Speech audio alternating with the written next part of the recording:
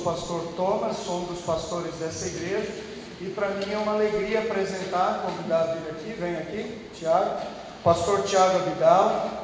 Ele além de ser meu amigo pessoal, ser meu colega de estudos, nós estudamos juntos também, ser um parceiro em diversos projetos aí.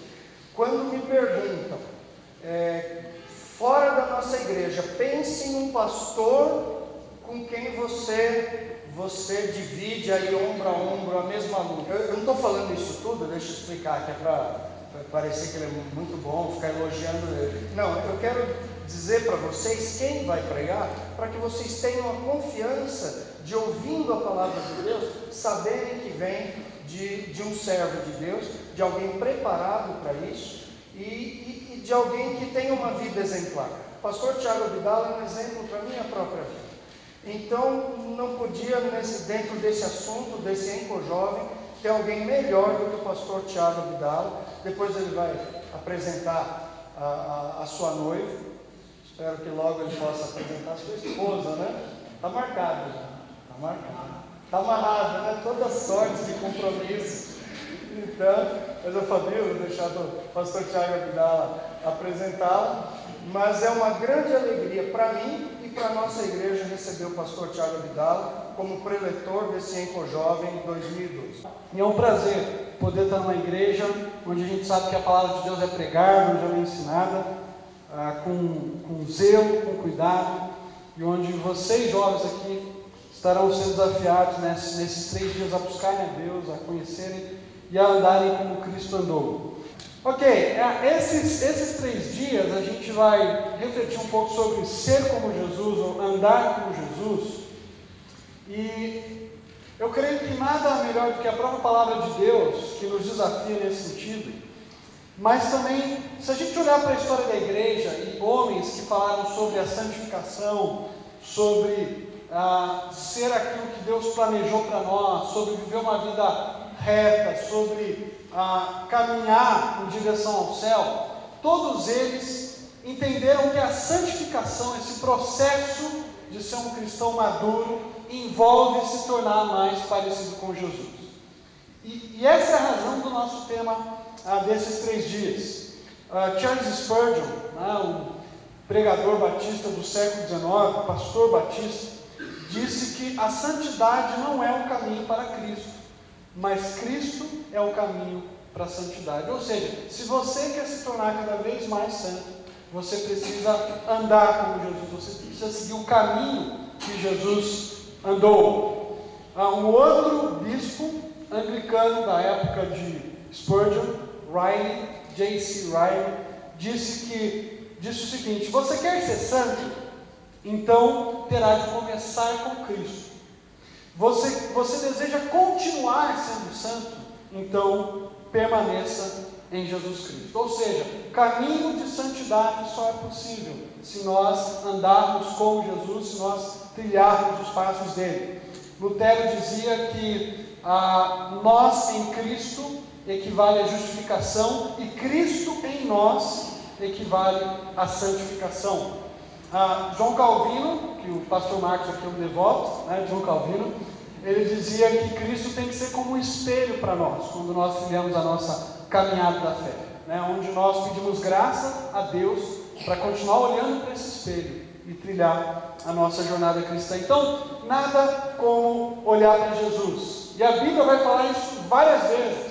Quando nós olhamos para o Evangelho de João, para a primeira carta de João, que o Nicolas leu para a gente aqui nessa noite, fala: se você diz que permanece em Cristo, você precisa andar como Cristo andou. Isso de forma muito prática.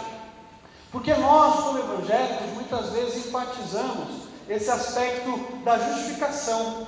Jesus me justificou, Jesus pagou o preço pelos meus pecados, e podemos muitas vezes esquecer esse aspecto da santificação, que é essa caminhada também. Jesus não é algo que fica lá atrás, meu passaporte para o céu, Jesus, legal, agora eu sigo a vida do jeito que eu quero. Não, Jesus ele continua comigo, Jesus caminha ao meu lado nessa jornada. Por isso que Pedro, por exemplo, quando fala de sofrimento, ele vai dizer: olha, Jesus sofreu deixando-vos exemplo para que vocês sigam os passos dele. Né? Opa, tem algum rap aí, com algum cara forçando tocar um rap aí no meio da... Tudo bem, a gente pode também ter o, sei lá, né? Se alguém quiser cantar um rap aqui na frente, tal, para introduzir a mensagem, não tem problema. Ok, e hoje, amanhã e domingo, nós iremos olhar para 3 aspectos dessa caminhada com Jesus. Primeiro aspecto, vivendo na palavra com Jesus. Como Jesus olhou para a palavra de Deus, como Jesus se submeteu àquilo que Deus revelou na sua palavra. Amanhã nós olharemos para a vida de oração, como é que Jesus encarou a sua vida de oração, como é que Jesus cultivava a comunhão com o Pai. E por último, a vida de serviço de Jesus. Jesus foi o exemplo de servo, o maior servo de todos, que deu a sua própria vida por nós na cruz do Calvário. Conta-se a história de que um editor de Londres, inglês, muito conhecido, certa vez escreveu uma carta perguntando para várias pessoas, perguntando para nobres da sociedade inglesa, perguntando para professores universitários, perguntando para autores de livros, perguntando para comerciantes, dos livros que eles pudessem levar para a prisão, apenas 3 livros se eles tivessem que levar. Quais seriam os 3 livros que eles levariam? Se eles fossem para a prisão, passar 3 meses dentro da cadeia, quais seriam os 3 livros que eles levariam junto com eles? E dessas 100 pessoas que foram questionadas, 98 delas colocaram como o livro número 1, a Bíblia, a Palavra de Deus. O que chama a atenção dessa resposta desses homens é que muitos deles nem sequer estavam preocupados com questões religiosas. Alguns deles nem sequer iam na igreja. Outros eram até ateus. Mas todos eles sabiam que se quisessem encontrar conforto, se quisessem encontrar encorajamento durante aqueles 3 meses, naquele local terrível que era a prisão, eles deveriam buscar esse conforto e esse encorajamento na Bíblia, por ser ela a palavra de Deus. Richard Baxter, pastor puritano, certa vez ele confrontou a sua igreja dizendo o seguinte: gente, se vocês tivessem a mesma sede por aprender das coisas de Deus, como vocês têm para aprender a respeito do trabalho de vocês, como fazer melhor aquilo que vocês fazem, vocês já teriam começado há muito tempo a estudar com diligência a respeito da palavra dele. Mas vocês consideram 7 dias muito pouco para aprender a profissão de vocês cada semana, enquanto nem sequer desejam gastar um dia para aprender com maior profundidade a palavra de Deus. Talvez, se Baxter estivesse nos nossos dias, ele diria a mesma coisa. Muitos de nós entendemos a palavra de Deus como aquele livro que a gente lê, separa lá 15 minutinhos do dia, porque vai chegar na igreja, na escola dominical, e vão perguntar se você leu a Bíblia, você tem que responder, marcar um X lá, então você lê 15 minutinhos e passa em branco.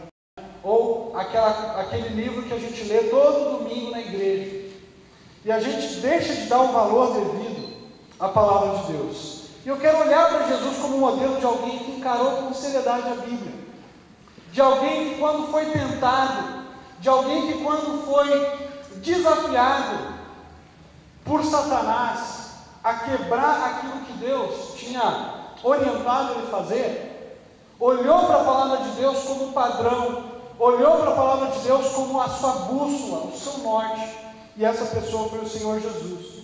Quando nós olhamos para Mateus capítulo 4, eu convido você a abrir lá, Mateus capítulo 4, nós vamos ler os versos de 1 até o 11, Mateus 4, de 1 a 11, a gente encontra a maneira como Jesus olhava para a palavra de Deus, como ele encarava as Escrituras. Mateus capítulo 4, versículos de 1 a 11. Todo mundo abriu? Legal, vamos deixar no PowerPoint para treinar mesmo a gente, né? Vamos lá, vamos para a Bíblia e vamos ler. Ok. Diz assim, Mateus 4, a partir do versículo 1. Então Jesus foi levado pelo Espírito ao deserto para ser tentado pelo diabo. Depois de jejuar 40 dias e 40 noites, teve fome. O tentador aproximou-se dele e disse: se és o Filho de Deus, manda que estas pedras se transformem em pães.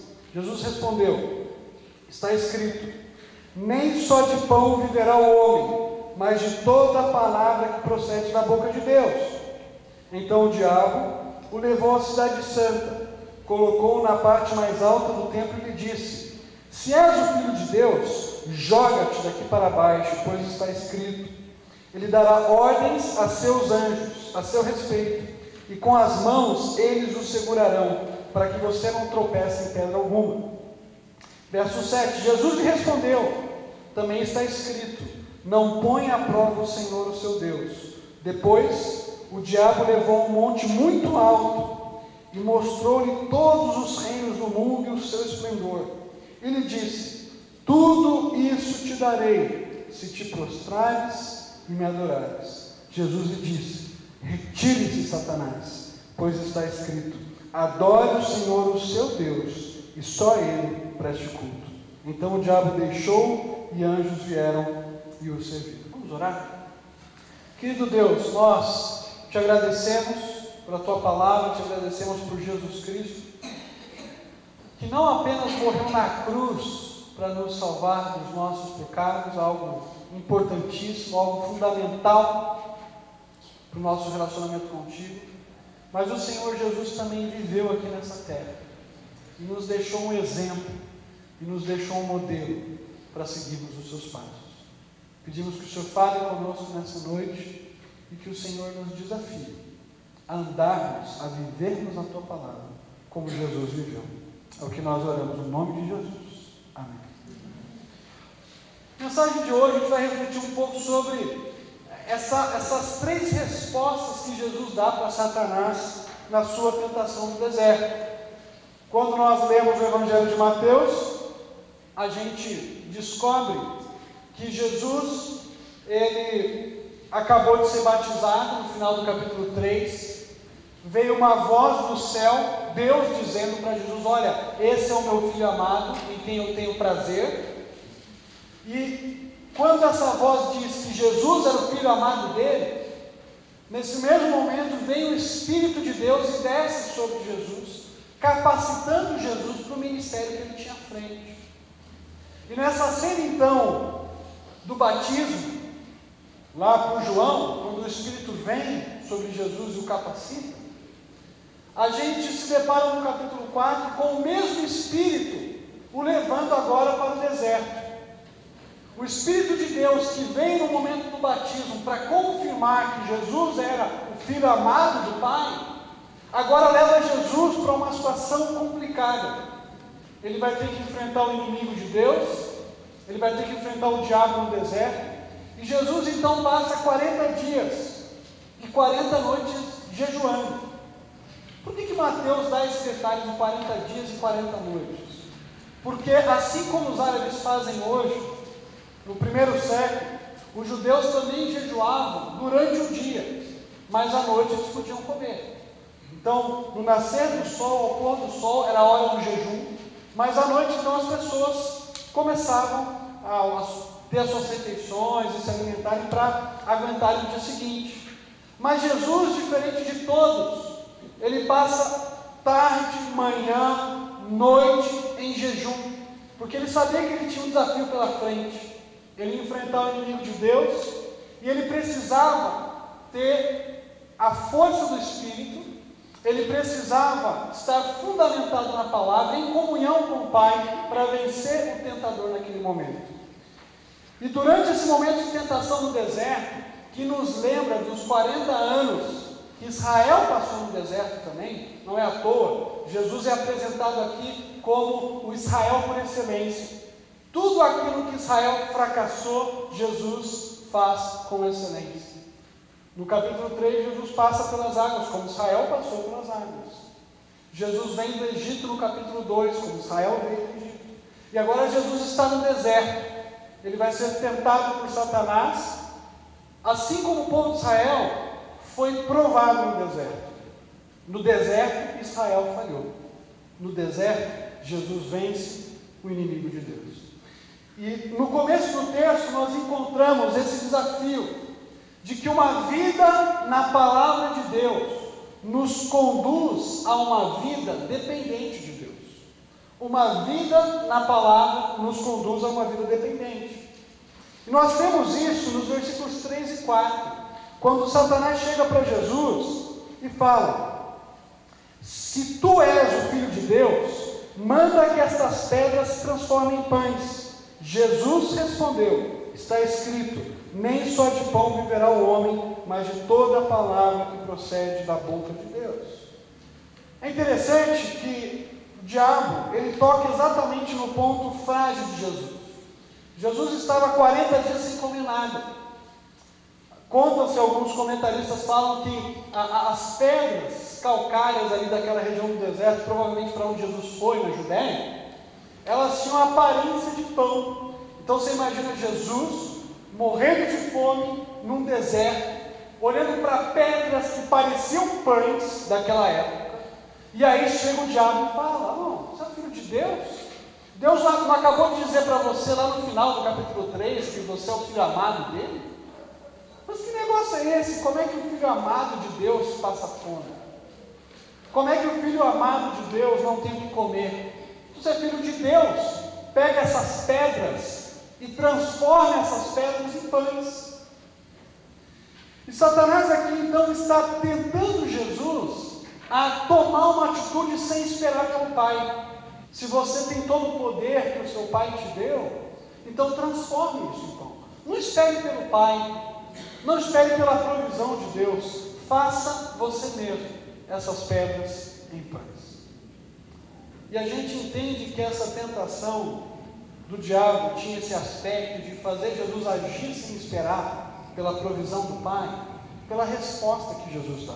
Ele fala: está escrito, nem só de pão viverá o homem, mas de toda a palavra que procede da boca de Deus. A gente lembra do deserto, a gente lembra que Deus permitiu que Israel também passasse fome pelo deserto. E em Deuteronômio capítulo 8, versículo 3, está esse texto que Jesus cita aqui: não só de pão viverá o homem, mas de tudo que procede da boca do Senhor viverá o homem. Jesus está dizendo para o diabo: olha, eu não preciso tomar iniciativa, eu posso esperar pela provisão que o Pai tem para mim. Quando você olha para o começo do Evangelho de Mateus, no capítulo 4, e essa proposta de Satanás, e você olha para o final do Evangelho de Mateus, no capítulo 27, no versículo 40, quando uma das pessoas que está olhando ali para Jesus sendo crucificado diz: se tu és o Filho de Deus, desce dessa cruz. A gente entende que o ponto principal aqui é: se você tem todo o poder, por que você está nessa situação? Se você tem todo o poder, por que você não resolve de vez logo esse problema? Por que você passa fome? Por que você fica na cruz? E Jesus então responde para o diabo: olha, eu não vou fazer as coisas do meu próprio jeito. Eu entendo que não é só de pão que eu vivo, não é só apenas o alimento físico que eu necessito, mas é da palavra do Pai. É a missão que o Pai tem para mim que é mais importante. É a provisão que o Pai dará para mim que eu vou esperar. Eu não vou agir do meu próprio jeito, eu não vou fazer as coisas acontecerem, eu vou esperar pelo Pai. Isso lembra a gente, por exemplo, em João, quando Jesus está sentado no poço, esperando pelos seus discípulos, eles voltam para o alimento, e Jesus fala: olha, a minha comida é fazer a vontade do Pai. Os discípulos ficam olhando um para o outro: que negócio é esse? Né? O cara está aqui faminto e tal, e a gente trouxe comida para ele, e a minha comida é fazer a vontade do Pai? Jesus, come um pouquinho aí. E o que Jesus nos ensina é que quando nós meditamos a palavra de Deus, porque Jesus responde o diabo com a palavra de Deus. Jesus não responde o diabo: olha, veja bem, diabo, vamos conversar aqui, né? Sai daqui em nome de Jesus, né? Em meu nome eu te repreendo, vai para longe. Ele faz isso, no finalzinho ele faz isso, mas aqui não faz isso. Aqui ele cala o diabo com a palavra de Deus. Ele cita Deuteronômio capítulo 8, versículo 3. O que Jesus nos ensina é que uma vida que leva a palavra de Deus a sério é uma vida que depende da provisão de Deus. É uma vida que, ao olhar para as Escrituras, percebe nas Escrituras ali um chamado a colocarmos a nossa confiança no Deus que faz, no Deus que provê, no Deus que supre o que nós necessitamos, no lugar de nós andarmos desesperados para realizarmos a nossa vontade. Nós temos um inimigo, que é o mesmo inimigo que Jesus enfrentou. Nós temos a nossa carne ainda, que é complicada. Nós temos o mundo ao nosso redor, fazendo propostas para nós. E se nós queremos vencer esses inimigos, nós precisamos, assim como Jesus, nos alicerçar na palavra de Deus. Eu lembro de uma época da minha vida, no meu primeiro ano de seminário, onde eu tinha algumas lutas pessoais que eu precisava vencer. E eu consegui passar por essas lutas, não pela minha força. Tinha 17 anos, estava começando ali a caminhada no seminário, mas porque eu aprendi a importância de memorizar textos bíblicos. E quando eu começava com aquelas lutas, eu lembrava das verdades da palavra de Deus, que me davam vitória para vencer as crises e as provas que eu tinha pela frente. Se nós queremos vencer a luta contra o diabo, a luta contra nós mesmos, nós precisamos, como Jesus, aprender a olhar para a palavra de Deus, depender de Deus. Olha só, quantos de nós será que não vivem ansiosos, preocupados? Como é que vai ser amanhã? Como é que vai ser o trabalho? Muitas vezes nós cedemos à pressão do diabo, à pressão da nossa mente, à pressão do mundo. E no lugar de confiarmos na provisão de Deus, como Jesus confiou, não, o Pai é que vai dar o pão, eu não vou prover pão, eu vou confiar no que o Pai vai fazer, nós ficamos preocupados, nós ficamos andando para lá e para cá, nós achamos que nós é que vamos alcançar o que nós precisamos e deixamos de olhar para o céu. Quando nós temos uma vida dependente da palavra de Deus, nós lembramos das verdades da palavra de Deus, como Filipenses capítulo 4, por exemplo, que diz que nós não devemos andar ansiosos por coisa nenhuma, mas levar as nossas ansiedades diante de Deus, porque Ele vai estar cuidando de nós. Como Pedro, 1 Pedro 5,7, que diz que nós temos que lançar sobre Deus as nossas ansiedades. Quando nós temos a palavra de Deus como centro da nossa vida, nós aprendemos a confiar nesse Deus, nós aprendemos a depender desse Deus. Nós lembramos que esse Deus nunca nos abandonou, esse Deus nunca nos deixou, e esse Deus vai continuar ao nosso lado. A gente pode pensar, por exemplo, no modo também como o mundo faz essa proposta que Satanás fez para Jesus. Satanás fala, você pode, você consegue, você faz. E o mundo muitas vezes propõe isso para a gente, não é verdade? Você é capaz. Confie em você mesmo. Você precisa de mais autoestima. Você precisa confiar mais no seu potencial. E o mundo constantemente está fazendo essa proposta para a gente. Você pode. Mas quando nós temos uma vida alicerçada na palavra de Deus como Jesus tinha, nós lembramos de textos, por exemplo, como 1 Coríntios capítulo 4, que diz que se nós somos alguma coisa, se nós alcançamos alguma coisa, é pela graça de Deus. Nós lembramos de textos como Jeremias capítulo 17, que diz que enganoso é o coração mais do que eu não posso nada. Se eu confiar em mim, eu estou lascado, porque o meu coração é enganoso. Então, se você quer realmente andar como Jesus na palavra, você vai descobrir que na palavra você vai aprender a depender dele.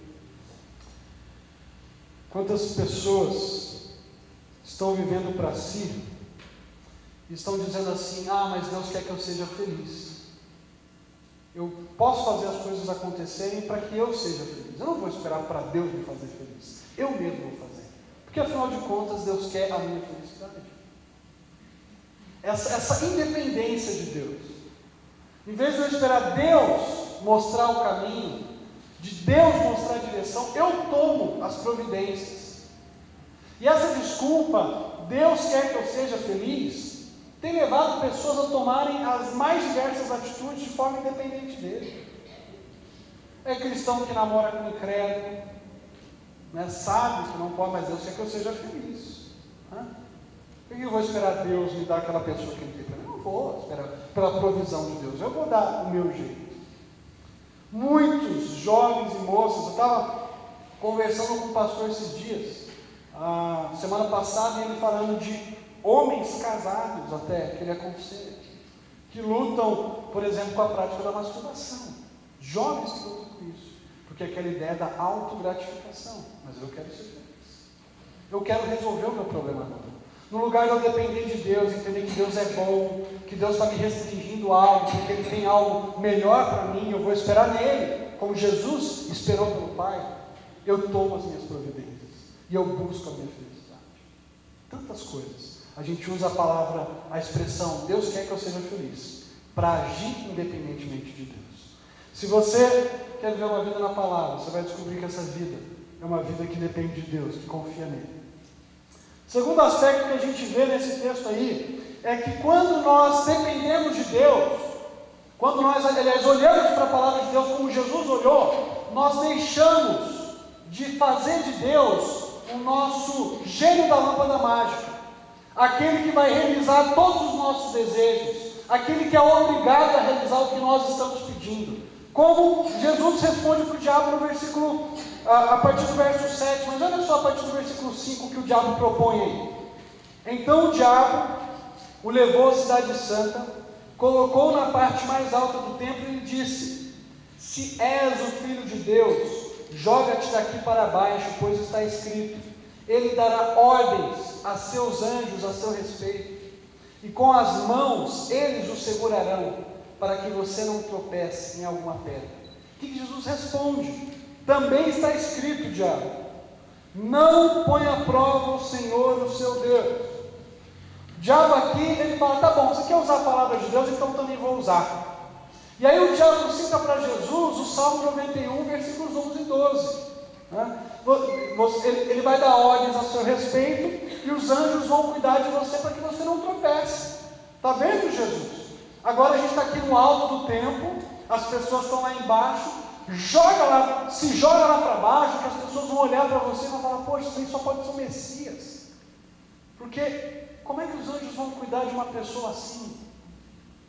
Tinha uma tradição rabínica que dizia que o Messias apareceria no teto do templo, né, que as pessoas deveriam esperar lá em cima. Então era grande chance de Jesus mostrar que ele era realmente o escolhido de Deus. Era grande chance dele dar um show público, ele se jogar lá de cima, os anjos vindo, né, e pegando Jesus e descendo, né, com as asinhas, colocando, sei lá se anjo tem asa, né, alguns têm, mas coloca Jesus lá embaixo, né, olha só que lindo, como Deus ama o seu filho, né, cuidou dele. Tá? Jesus olha para o diabo, peraí, a coisa não é assim. Você está confundindo. Jesus responde o seguinte, olha, é verdade que o Salmo 91 diz isso, que Deus cuida do seu fiel, que Deus guarda o seu fiel, mas Deus guarda o fiel nos caminhos dele. Deus não manda o fiel colocar Deus à prova. Ele fala, diabo, é o seguinte, usar texto fora de contexto é pretexto do que você quer me propor. Então eu vou te citar um outro texto, que diz que eu não devo colocar Deus à prova. E o contexto, Deuteronômio capítulo 6, que Jesus cita, é um contexto onde o povo de Deus coloca Deus à prova, quando eles estavam tendo sede, falando, poxa, cadê a água? A gente quer água, Senhor. Deus não é Deus, Deus não trouxe a gente do Egito, então agora tem que dar a água que a gente precisa. E Jesus disse, eu não vou exigir do Pai coisa que o Pai não me propôs. O Pai vai cuidar de mim, sim. O Pai vai me guardar no meu caminho. O Pai vai me preservar até a cruz. Mas eu vou seguir o caminho do Pai. Eu não vou forçar uma situação e exigir de Deus que Ele faça aquilo porque eu estou pedindo isso para Ele. Eu vou seguir o meu caminho, certo de que assim como Deus cuidou do seu fiel no Salmo 91, Ele vai continuar cuidando de mim durante a minha vida. O que Jesus está dizendo é, você não deve colocar Deus à prova, você não deve fazer exigências de Deus, você não deve falar, Deus, agora faz isso para mim. O Senhor não diz isso? O Senhor não curou o doente lá, o Senhor não fez aquilo, então cura isso também, resolve essa situação, acaba com o meu problema. E Jesus de novo cita a palavra de Deus, ele cita Deuteronômio, capítulo 6. Jesus está respondendo Satanás sempre com a palavra dele. É que é Deus quem iria mostrar para ele o que ele deveria fazer, e não ele dizer para Deus o que Deus tinha que fazer para ele. Você já percebeu que o que está por trás da teologia da prosperidade, por exemplo, é exatamente essa mesma proposta que Satanás faz. Determina. Quando você determina, você já fez a mesma coisa que Satanás mandou Jesus fazer.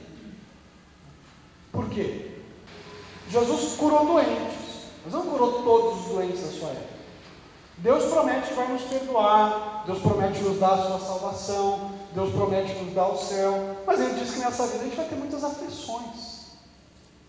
Então, quando nós temos uma vida centrada na palavra de Deus, nós não ousamos colocar Deus à prova.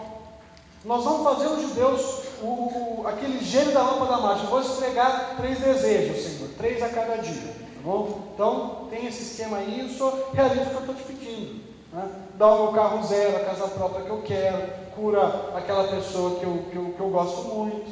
Jesus está dizendo, olha, o caminho da palavra de Deus é exatamente o caminho contrário. E é muito interessante porque o que se faz na teologia da prosperidade é o que Satanás fez, pega texto fora de contexto, né? O maior exemplo é Filipenses capítulo 4. Tudo posso naquilo que me fortalece. É verdade, eu posso passar fome, eu posso passar necessidade, eu posso passar aflição. É isso que Paulo está falando. Eu sei viver em momentos bons, mas eu também sei viver em momentos dificílimos. Se nós temos uma vida na palavra, nós aprendemos a depender desse Deus.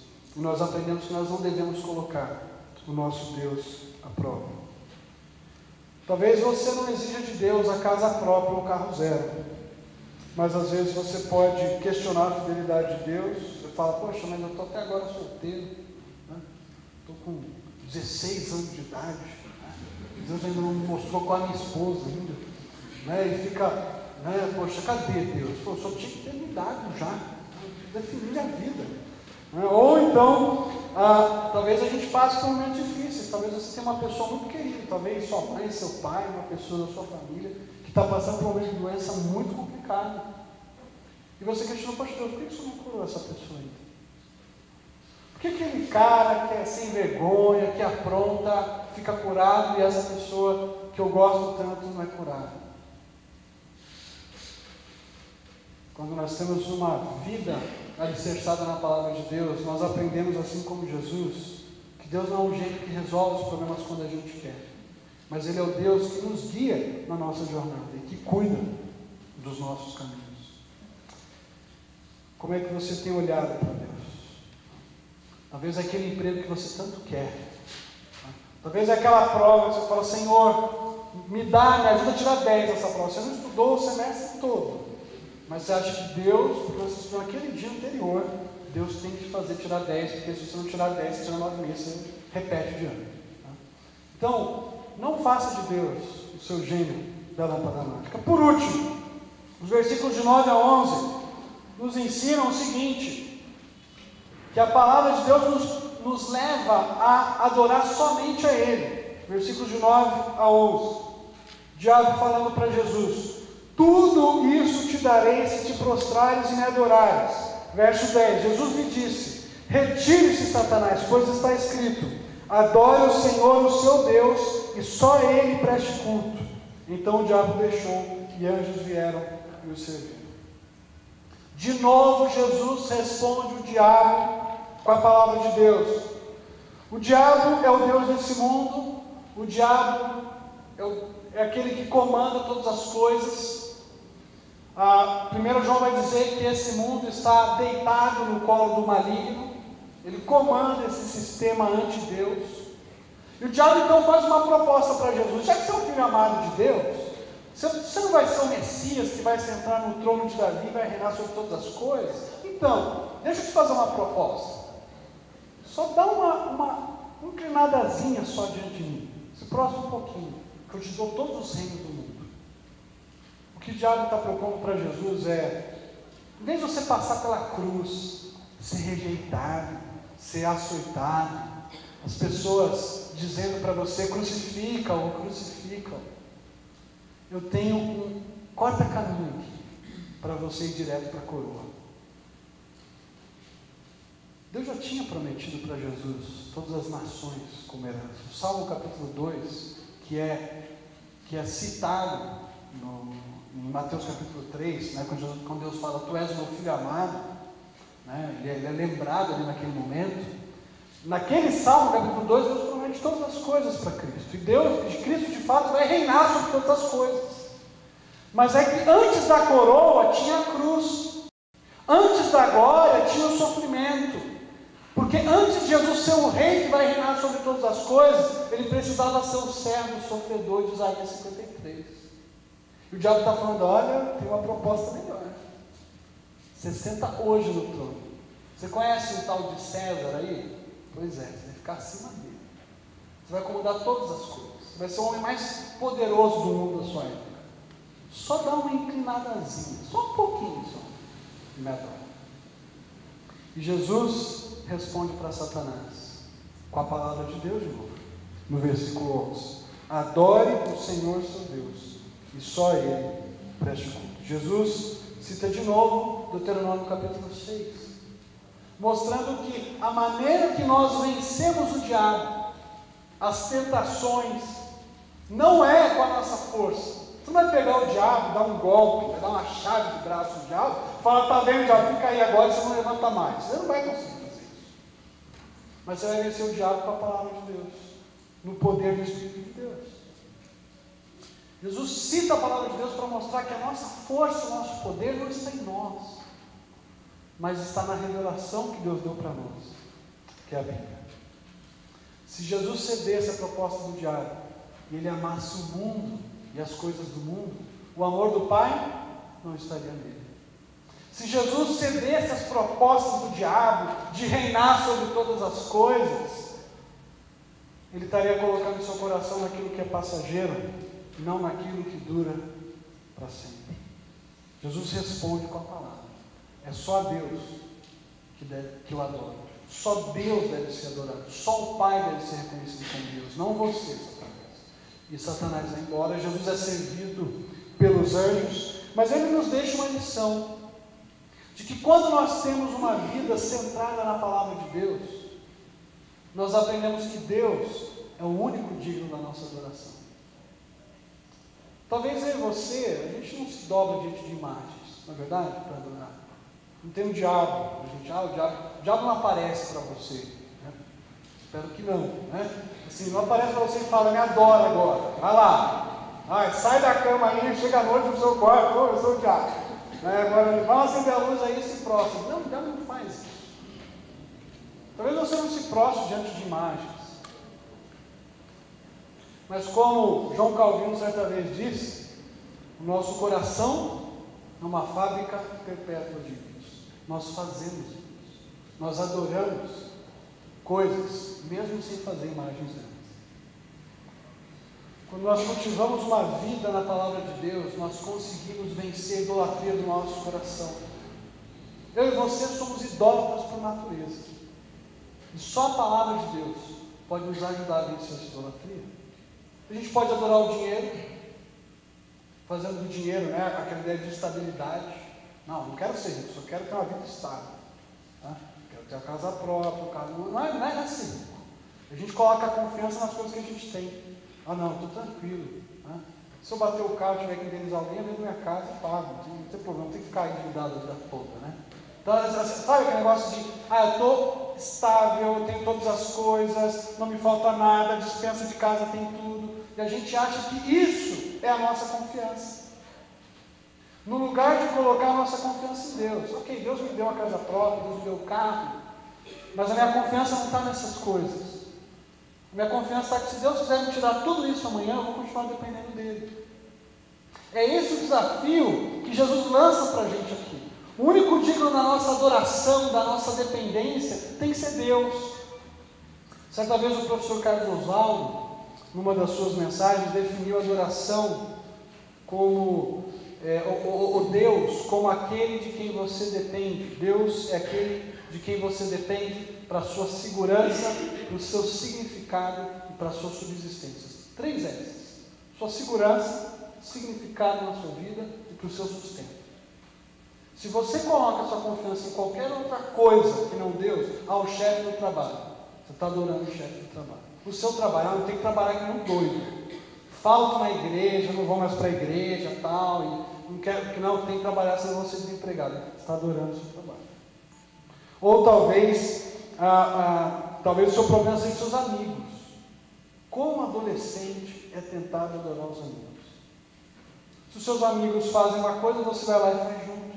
Porque você não quer perder os seus amigos, você gosta muito deles. E quando nós temos a palavra de Deus na nossa mente, a gente consegue vencer essa idolatria. Sabe por quê? Porque, por exemplo, a palavra de Deus diz que o homem que tem muitos amigos sai perdendo, mas há amigo mais chegado que ele não. Se você tem problema com dinheiro, a palavra de Deus diz, olha, coloque o tesouro de vocês nas coisas do céu, não nas que são da terra. Se o seu problema de idolatria é ficar, sexualidade, a Bíblia responde também, fala, olha, filho meu, por que você vai andar cego por quem você não deve andar? Os seus caminhos estão diante do Senhor, e Ele considera tudo aquilo que você faz. Então, quando a gente tem uma vida centrada na palavra de Deus, ela nos ajuda a vencer os ídolos do nosso coração, seja quais eles forem. Se você quer vencer os ídolos do seu coração, coloque a sua dependência em Deus. A palavra de Deus é uma munição que detona com os ídolos do nosso coração. E é nela que a gente tem que meditar de dia e de noite. Alguns conselhos práticos para a gente aí, que eu queria colocar. Primeiro, invista diariamente um bom tempo com Deus. Sei lá, 20 minutos, 30 minutos. Mas não deixe de ter esse tempo com Deus. Isso é essencial. Uma coisa que eu estou fazendo para mim mesmo, falando, olha, antes de eu ligar o computador para trabalhar, gastar um tempo dentro da palavra de Deus. Nós precisamos disso. Que você deixa a rotina te engolir, e junto com a rotina vem as tentações e vem as lutas, elas também te engolem, porque você não está permanecendo na palavra como Jesus permaneceu. Aplique a palavra de Deus à sua vida, como Jesus fez. Jesus foi muito direto. Já tentava e respondia, não, esse texto aqui se aplica para essa situação. Pergunte, o que esse texto tem a ver com a minha vida? A nossa igreja tem bastante jovem e adolescente, né? E é interessante, quando eu estava discutindo um adolescente, ele estava lendo o Evangelho de João, eu perguntei para ele, o que você está aprendendo? O Evangelho de João fala sobre a vida de Jesus. Legal, claro, o Evangelho fala sobre a vida de Jesus. Mas o que você tem aprendido na sua vida? O que isso tem desafiado para você? Não lê a Bíblia de forma muito geral, sabe? O texto diz isso, não. O que o texto está ensinando para você? Qual o desafio de hoje? O que Deus quer que você faça hoje? Depois disso, peça a Deus sabedoria espiritual para entender, para compreender aquilo que a palavra está dizendo. Memorize textos bíblicos. Gente, a nossa luta só pode ser vencida com a palavra de Deus na cabeça. O hebreu antigo, ele tinha a palavra de Deus na cabeça, porque ele não tinha a Bíblia para ler, assim. Ele não tinha isso daqui como eu e você temos. Eram poucas cópias. Eles tinham que internalizar aquilo na mente deles. Eu e você precisamos fazer isso. Quantos aqui, sei lá, sabem pelo menos 10 versículos de cor? Talvez grande parte vai levantar a mão, né? Mas se eu pedir, sei lá, qual é a sua área mais frágil? Qual é a sua área de luta maior? Você tem meditado em textos bíblicos, decorado textos bíblicos nessa área que você luta? Eu quero também desafiar você a ler livros que vão te ajudar a colocar a sua mente e a sua cabeça na palavra de Deus. Cuidado com o livro que você lê. Tem muito livro tranqueira por aí, né? Falando coisas das mais absurdas. Então cuidado. Peça orientação para o seu pastor, um livro que vai te ajudar a meditar mais na palavra de Deus e a se tornar mais como Jesus, que andou na palavra de Deus e venceu as tentações do diabo. E eu termino com a história de uma mocinha cega francesa que certa vez recebeu o Evangelho de Marcos em braille, e ela aprendeu a ler em braille. Uma moça cega francesa, e ela todo dia lia o Evangelho de Marcos com os seus dedos, com as pontas dos seus dedos. E ela não se cansava de ler, ela estava sempre lendo ali, ela tinha sede pela palavra de Deus. Até que um certo dia, de tão calejados que aqueles dedos dela estavam, ela já não conseguia mais sentir o braille, ela não conseguia mais sentir o livro, e ela não conseguia mais ler, porque os dedos dela tinham perdido a sensibilidade. e ela tentou cortar uma parte da ponta do dedo dela para ver se dava mais sensibilidade, só que ela percebeu que isso só piorou. E aquele livro que ela tanto gostava e tanto amava, aquela porção da palavra de Deus, ela já não conseguia mais acompanhar aquelas histórias de Jesus, porque ela não tinha mais sensibilidade nos Deus. E ela, emocionada, um dia triste, porque não ia poder mais ter a palavra de Deus com ela, não ia poder mais ler, aprender sobre Jesus, ela pegou aquele livro, beijou aquele livro e falou: adeus, adeus, querido livro, como você é importante para mim. E quando ela encostou os lábios dela no Evangelho de Marcos, ela percebeu que a sensibilidade que os dedos dela não tinham mais, os lábios dela tinham. E agora, ao invés de usar os dedos para ler o Evangelho, ela passava suas noites lendo o Evangelho de Marcos com os seus próprios lábios. Que esse valor que essa moça deu para a palavra de Deus, e que o Senhor Jesus deu para a palavra de Deus, a gente dê também no nosso dia a dia. Vamos orar? Querido Pai, nós te agradecemos porque a Tua palavra, ela nos ensina a depender do Senhor exclusivamente. Ela nos ajuda a não tratar o Senhor como gênio da lâmpada mágica. E ela também nos leva a adorar somente o Senhor, Pai. Que a Sua palavra tire os ídolos do nosso coração. Que a Sua palavra esteja na nossa mente dia e noite. Que a gente ame a Sua palavra como o salmista amava. Que a nossa mente esteja saturada com a Tua palavra, Pai, para que quando as tentações vierem, quando os desafios do mundo vierem, a gente possa respondê-los com a Tua palavra. É o que nós clamamos a Ti, no nome de Jesus.